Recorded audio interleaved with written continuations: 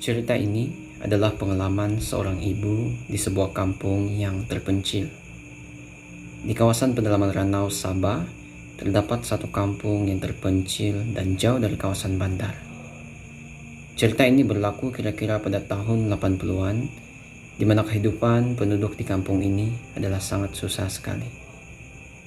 Di tempat ini tinggallah sepasang suami istri yang baru saja berkawin dan mendapat cahaya mata yang pertama. Keluarga ini dikira keluarga yang agak bertua di kampung ini, di mana si suami dapat bekerja sebagai seorang guru. Namun pada waktu tersebut, kerja sebagai guru tidaklah mendapat gaji sebesar gaji guru pada waktu sekarang, namun cukup memadai dengan gaji yang terjamin setiap bulan. Namun si suami terpaksa bertugas di tempat yang jauh daripada kampung ini.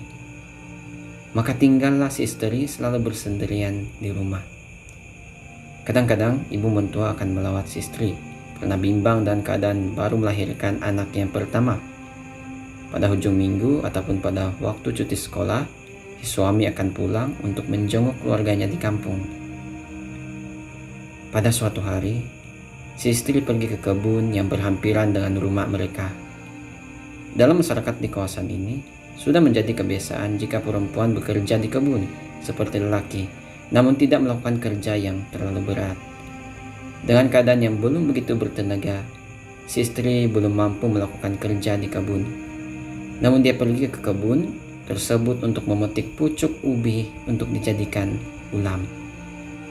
Oleh karena tidak ada siapapun yang dapat menjaga bayi kecil tersebut, si istri meletakkan bayi kecil tersebut di bawah pokok pisang beralaskan daun pisang.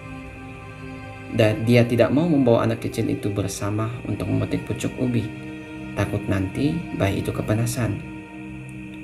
Dengan perasaan yang risau, namun pada masa yang sama ingin mendapatkan pucuk ubi, dia meninggalkan bayi itu di bawah pokok pisang dengan alasan dia hanya akan memetik pucuk ubi sekejap saja, sementara bayi tersebut masih tertidur.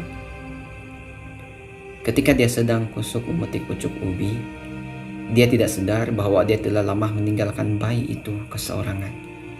Beberapa waktu kemudian, tiba-tiba kedengaran suara bayi menangis dari arah pokok pisang di mana bayi itu ditinggalkan.